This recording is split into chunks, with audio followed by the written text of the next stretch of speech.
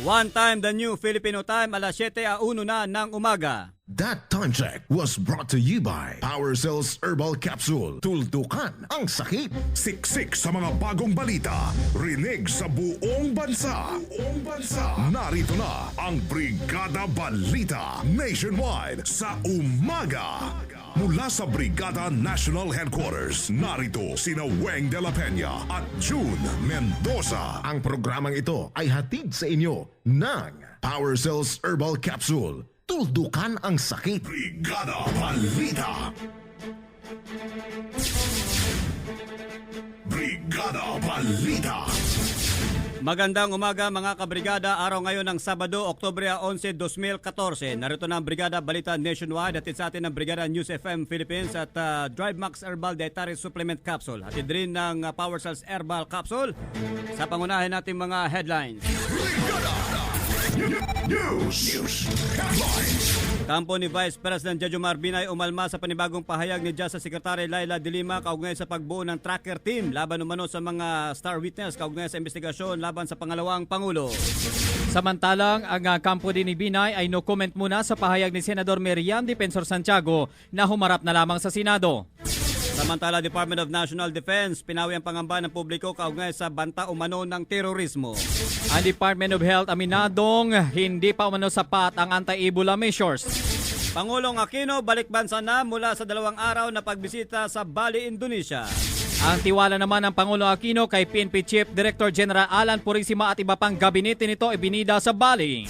Samantala, sa lagay ng panahon, malalakas na alon sa seaboards ng Northern Luzon at Visayas ibinabala ng Pag-asa.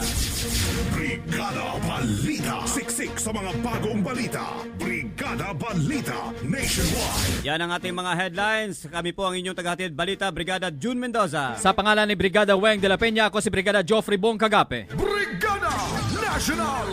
Ang bahaging ito ay hatid sa inyo ng Power Cells Herbal Capsule. Tuldukan ang sakit.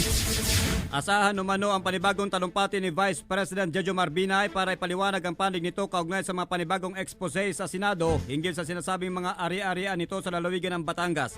Sa panayam ng Brigada News FM kay United Nationalist Alliance spokesperson JV Bautista, tiniyak nito na sa pagdating ng pangalawang Pangulo mula sa kanyang pagbisita sa Mindanao ay muli umanong maririnig ng publiko ang paliwanag nito sa mga kinasangkutang anomalya. Siniguro rin ni Bautista na sasagutin ng Vice Presidente ang mga isyu punto por punto. Maalala na huling narinig ang personal na pahayag ni Binay sa isyu noong September 18 kung saan isa-isa nitong sinagot ang mga paratang kaugnay sa umano'y overpriced Makati City Hall Building 2 at ang aligasyong kumita ito sa mga transaksyon at proyekto sa lungsod.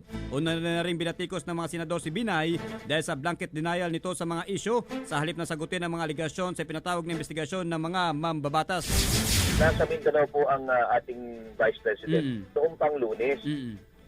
Sinisiguro ko sa inyo na sa lalong madaling panahon, magkakaroon ulit tayo ng pagkakataon marinig ang ating Vice President na punto por punto muli, sasagutin po niya lahat yan at ipaliliwanag niya, hindi ho siya may-ari ng property na yan.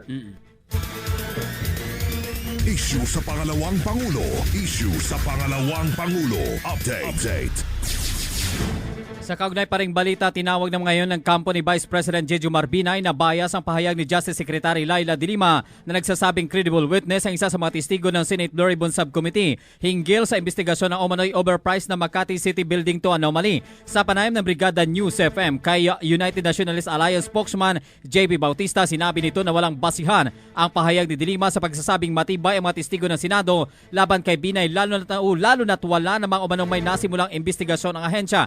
Kaugnay nito, tiniyak naman ni Bautista na welcome sa kampo ng pangalawang Pangulo ang anumang investigasyon ng National Bureau of Investigation. Napagalaman na una ng sinabi ni De Lima na interesado ang ahensya na magsagawa ng hiwalay na investigasyon laban kay Binay kung kaya't nakatakda o mano itong makipagpulong sa mga testigo ng komite na nasa ilalim ng Witness Protection Program o ng WPP.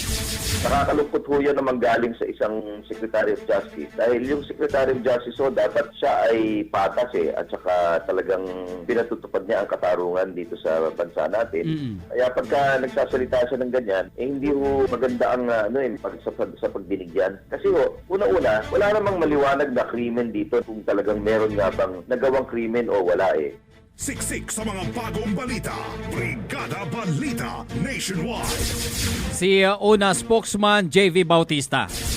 Umalma rin ngayon ang kampo ni Vice President Jejomar Binay sa patuloy umanong paghahambing sa kanya kay Philippine National Police Chief Alan Purisima na kapwa rin naharap sa isyu ng questionabling yaman. Sa panayam ng Brigada News FM kay United Nationalist Alliance spokesperson JV Bautista, iginit nito na hindi maaring ihambing ang pangalawang pangulo sa kaso ng PNP Chief dahil hindi naman nito pag-aari ang kinikwestyong lupain at asyenda sa bayan ng Rosario, Batangas. Taliwas sa ginawang pag-amin naman ni Purisima sa kanyang rest house sa Nueva Ecija. Nauna nang lumabas sa investigasyon ng Senate Blue Ribbon Subcommittee na gumamit umano ng dami si Binay para ikubli ang totoong yaman nito sa lalawigan.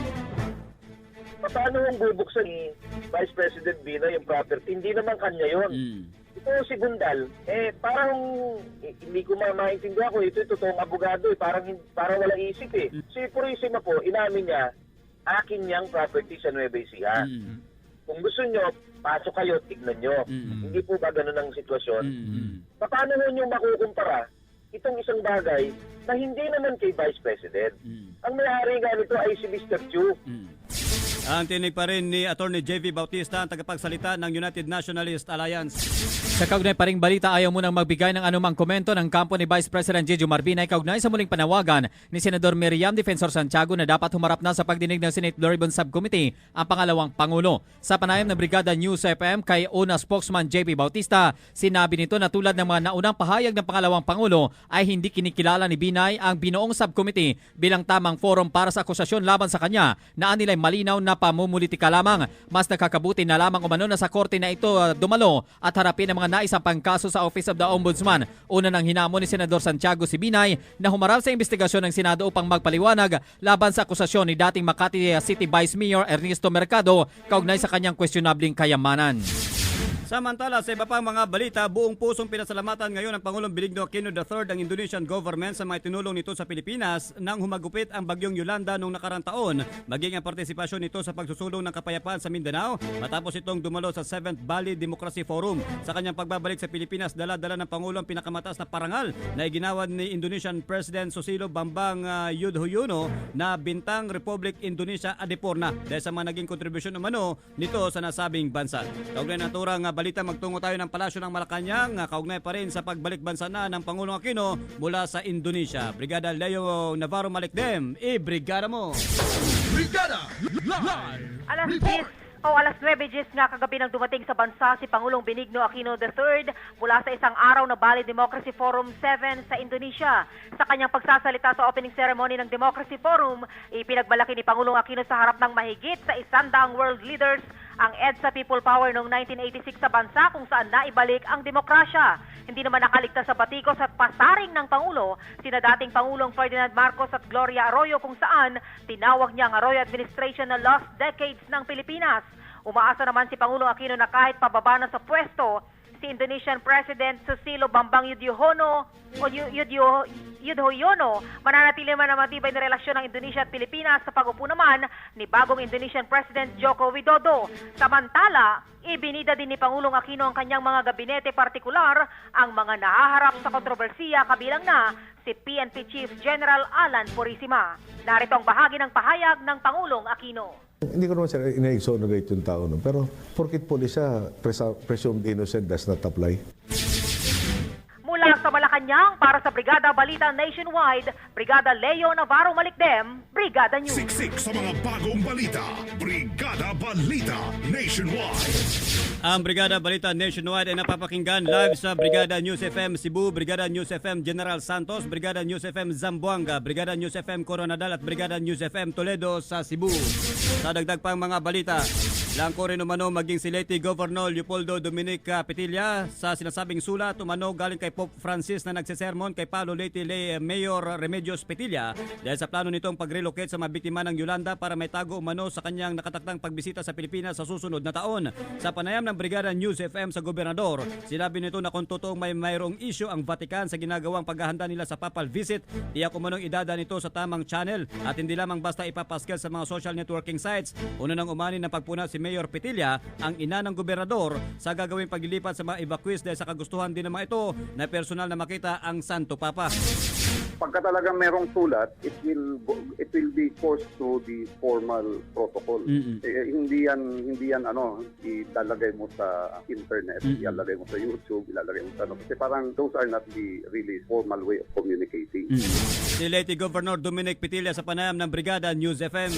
Samantala, aminado naman ang Department of National Defense o DND na mayroong banta ng terorismo sa bansa pero mabilis namang nilinaw ni Defense Secretary Volter Gasmin na unti-unti na itong naalis dahil naman sa pinapatupad ng mga security measures ng gobyerno laban dito. Ilan sa mga tinukoy ni Gasmin ay ang pagkakaaresto ng 3 suspected terrorist na isinailalim sa masusing pagsubaybay hanggang sa mahulog sa kamay ng mga otoridad sa loob lamang ng linggong ito. Kinukonsidera naman ni Gasmin na ang pinakabagong banta na umano'y pambobomba sa Metro Manila ay kaugnay sa pagbisita ni Pope Francis sa buwan ng Enero sa susunod na taon pero tuloy naman umano ang ginagawang monitoring ng mga otoridad para matiyak ang seguridad ng Santo Papa.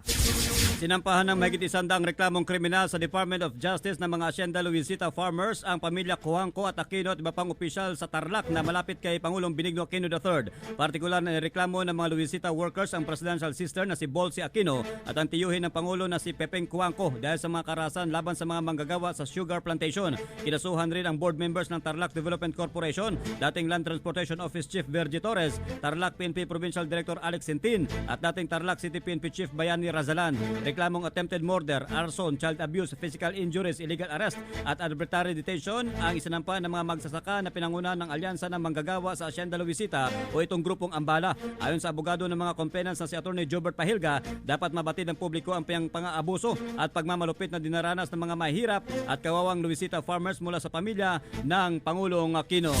Samantala, mahigpit pa rin pinaalalahanan ng mga kinaukulan ng mga residente sa Northern at Eastern Seaboard ng Luzon kasama na ang Eastern Seaboard ng Visayas na inaasahang mataas na hampas ng alon sa dalampasigan dahil naman sa pinaigting na northeasterly winds dulot naman ng bagyong Ompong. Sa panayam ng Brigada News FM kay Pag-asa weather forecaster Elson Hanila, iniulat nito na huling namata ng sentro ng bagyo sa layong 795 kilometers sa silangan-hilagan-silangan ng Itbay at Batanes. Taglay nito ang maximum sustained winds na umaabot naman sa 165 kilometers per hour malapit sa gitna at may pabugsong umaabot sa 200 kilometers per hour. Kung hindi umano magbabago ang direksyon ni Ompong, ito ay inaasahan na usad pahilaga-hilagang kanluran sa bilis na 13 kilometers per hour. Brigada Balita.